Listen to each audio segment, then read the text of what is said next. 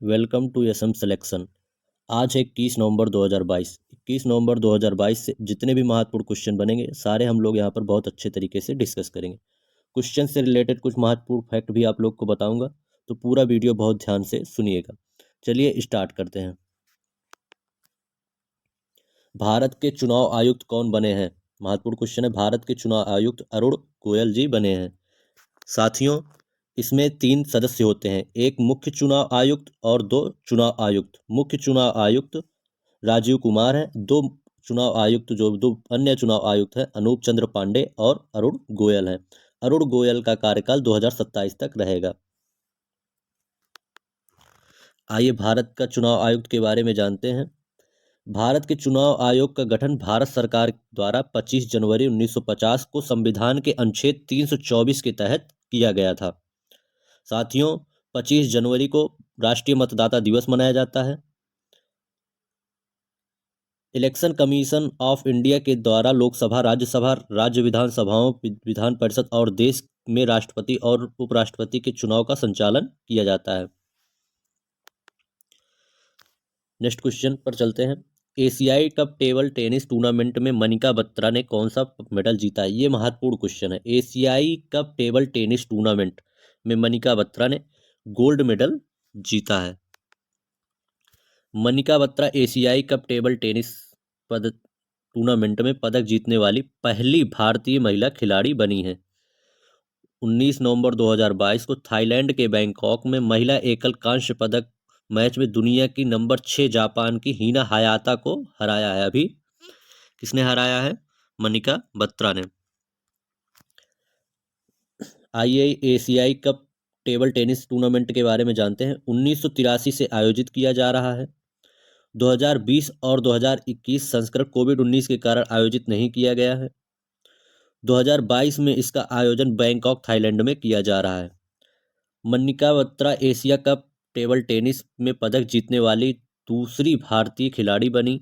उनसे पहले चेतन बबूर ने 1997 में रजत, 2000 में कांस्य पदक जीता था। ये महत्वपूर्ण क्वेश्चन था। नेटवर्क रेडिनेस इंडेक्स 2022 में भारत की रैंक क्या है? ये 61वीं रैंक है। भारत की रैंक में सुधार हुआ है। आइए देखते हैं। इस रैंकिंग में 131 देशों को शामिल किया गया था। इंडेक्स में technology, people, governance and influence का अवलोकन किया जाता है। संयुक्त राज्य अमेरिका सब सूची में सबसे ऊपर है। उसके बाद सिंगापुर है, फिर उसके बाद स्वीडन है। स्वीडन तीसरे स्थान पर है। संयुक्त राज्य अमेरिका पहले स्थान पर है। सिंगापुर दूसरे स्थान पर है। भारत 61वें स्थान पर है। आइए देखते हैं। नेटवर्क रेडिनेस इंडेक्स 2022 में भारत ने अपनी रैंक में 6 स्थानों का सुधार किया है। पहले 67वें स्थान पर था। भारत ने 6 स्थान पर सुधार करके 61वें स्थान पर पहुंचा है। और रिपोर्ट में भारत की तारीफ भी की गई है और कहा गया है कि भारत के पास अपनी आय के स्तर को देखते हुए उम्मीद से कहीं अधिक नेटवर्क के तत्परता है।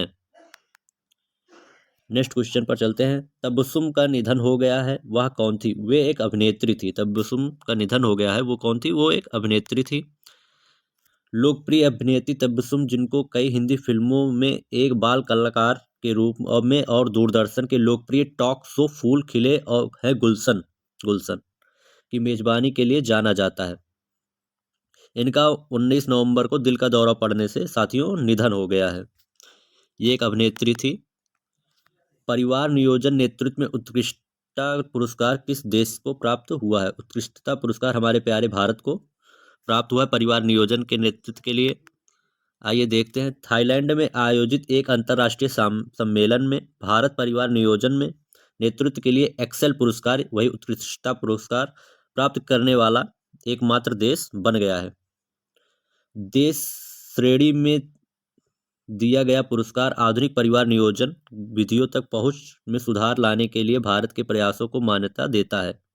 ये परिवार नियोजन के जो सुधार लाते हैं उनमें ये जो पुरस्कार दिया गया है, इसमें भारत को नंबर 1 भारत को दिया गया है। विश्व बाल दिवस कब मनाया गया है? विश्व बाल दिवस 20 नवंबर को मनाया गया है। राष्ट्रीय बाल दिवस 14 नवंबर को मनाया जाता है जवाहरलाल नेहरू की याद में।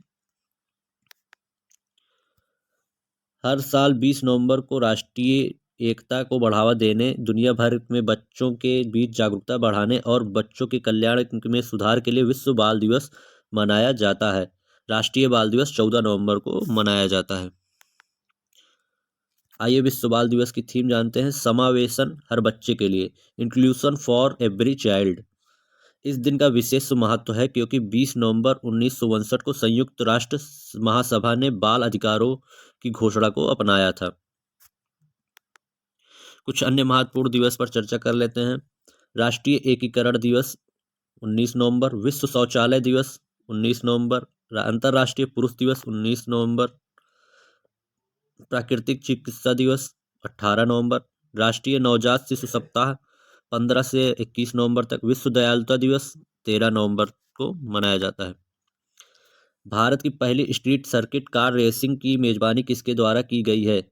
पहली स्ट्रीट पहली स्ट्रीट सर्किट कार रेसिंग, ये हैदराबाद के द्वारा मेजबानी इसकी की जा रही है। 19 और 20 नवंबर 2022 को हैदराबाद में भारत की पहली स्ट्रीट सर्किट कार रेसिंग की मेजबानी किया जाएगा। साथियों, इसमें कम से कम 22 इलेक्ट्रिक रेसिंग कारें का ट्रायल में भाग लेंगी। इसका जो आयोजन होगा वो 10 और 11 फरवरी 2023 को इसका आयोजन किया गया है। फीफा विश्व कप 2022 का आयोजन किस देश में किया जा रहा है? फीफा विश्व कप 2022 का आयोजन कतर में किया जा रहा है। 22वां फीफा पुरुष विश्व कप 20 नवंबर से 18 दिसंबर 2022 तक कतर में आयोजित किया जाएगा। इसका शुभंकर पूछा जा सकता है। इसका शुभंकर है लाइव। इसका शुभंकर क्या है? लाइव। अब आइए विश्व कप के बारे में कुछ जानते हैं। फीफा विश्व कप विश्व कप का वर्तमान चैंपियन जो है वो फ्रांस है। ब्राजील दुनिया की सबसे सफल टीम है जिसने 5 बार जीता है। इटली और जर्मनी ने इसे 4 बार जीता है। फीफा का मुख्यालय ज्यूरिख स्विट्जरलैंड में है। फीफा का फुल फॉर्म होता है federation international D football association. FIFA के अध्यक्ष गिनी इन्फेंटेशन है। सेना प्रमुख जनरल मनोज पांडे को किस देश में गार्ड ऑफ ऑनर मिला है? ये फ्रांस में मिला है। सेना प्रमुख जनरल मनोज पांडे को पेरिस लेस इनवैलिड्स में गार्ड्स ऑफ ऑनर मिला है। अभी हमारे सेना प्रमुख मनोज पांडे जी फ्रांस के दौरे पर गए थे।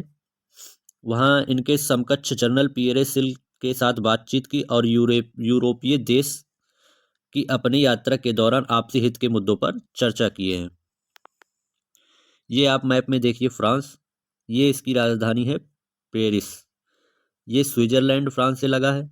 ये इटली, स्पेन, ये इंग्लिश चैनल, जो इंग्लिश चैनल आप लोगों ने सुना होगा, इंग्लिश चैनल ने पार किया। ये यूनाइटेड किंगडम है और ये फ्रांस है। फ्रांस और यूनाइटेड किंगडम के बीच में इंग्लिश चैनल है। ये भूमध्य सागर है, आप लोग देख सकते हैं मैप में। आइए जानते हैं फ्रांस की राजधानी पेरिस, फ्रांस की मुद्रा यूरो, फ्रांस के राष्ट्रपति इमैनुअल मैक्रोन, फ्रांस के प्रधानमंत्री एंजेला बोर्न उत्तर पश्चिम में इंग्लिश चैनल द्वारा घिरा है। आदिवासी बच्चों के बीच प्रतिभा को बढ़ावा देने के लिए देश में कितनी तीरंदाजी अकादमी स्थापित की जाएगी? महत्वपूर्ण क्वेश्चन है। ये 100 तीरंदाजी अकादमी स्थापित की जा रही है। जनजातीय मामलों के केंद्रीय मंत्री अर्जुन मुंडा ने कहा है कि सरकार ने आदिवासी बच्चों के बीच प्रतिभा को बढ़ावा देने के लिए देश में 100 तीरंदाजी अकादमी स्थापित करने का फैसला लिया है। महत्वपूर्ण क्वेश्चन है। ये है हमारे जनजातीय मामलों के केंद्रीय मंत्री अर्जुन मुंडा जी, आप देख लीजिए। कुछ प्रसिद्ध आदिवासी तीरंदाज जिन्होंने भारत को गौरवान्वित किया है उनको हम लोग देख लेते हैं। दीपिका कुमारी, लिम्बाराम, बहुत महत्वपूर्ण है। इनसे पूछा जाता है कि ये किस खेल से संबंधित है। दीपिका कुमारी और लिम्बाराम ये तीरंदाज से संबंधित है। आइए कुछ पुराने नवंबर के जो करंट अफेयर है उनको हम जल्दी जल्दी से रिवीजन कर लेते हैं, जो पेपर के लिए बहुत ही महत्वपूर्ण है।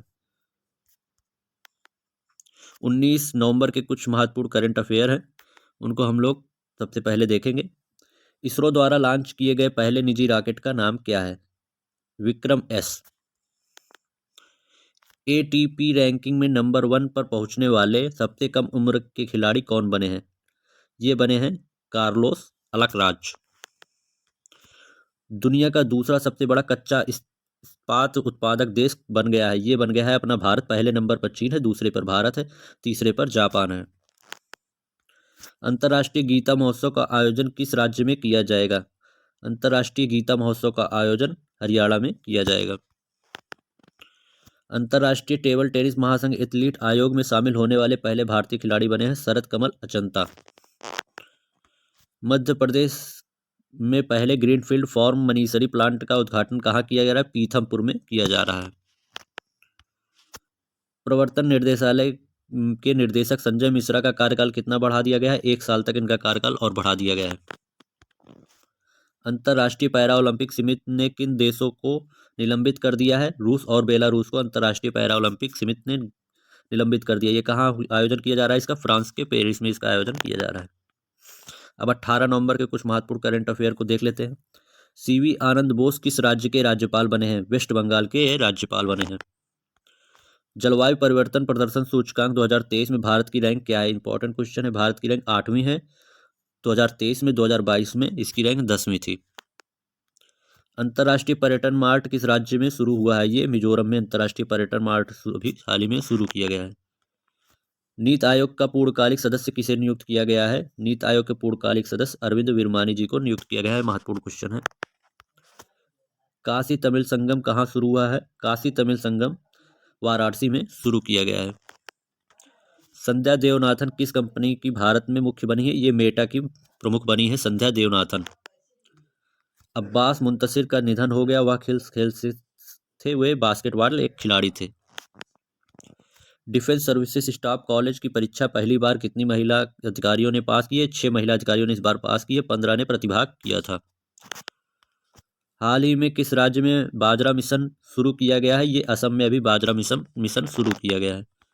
अब 17 नवंबर के कुछ महत्वपूर्ण करंट अफेयर को देखते हैं। इंडोनेशिया ने किस देश को G20 की अध्यक्षता सौंपी? महत्वपूर्ण क्वेश्चन है, बहुत इंपॉर्टेंट क्वेश्चन है। भारत को सौंपी है। 2023 में भारत इसकी अध्यक्षता करेगा।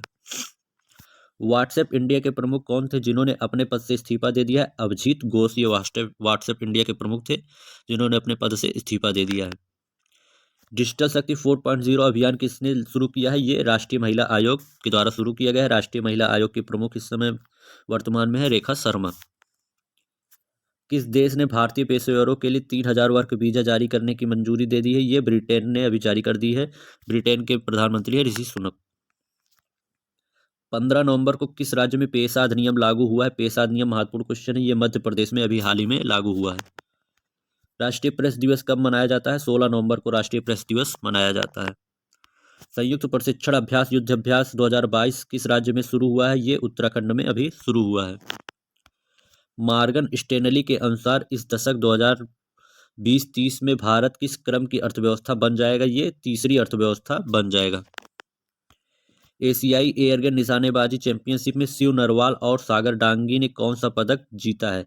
ये गोल्ड मेडल जीते हैं शिव नरवाल और सागर डांगी। इंपॉर्टेंट क्वेश्चन है।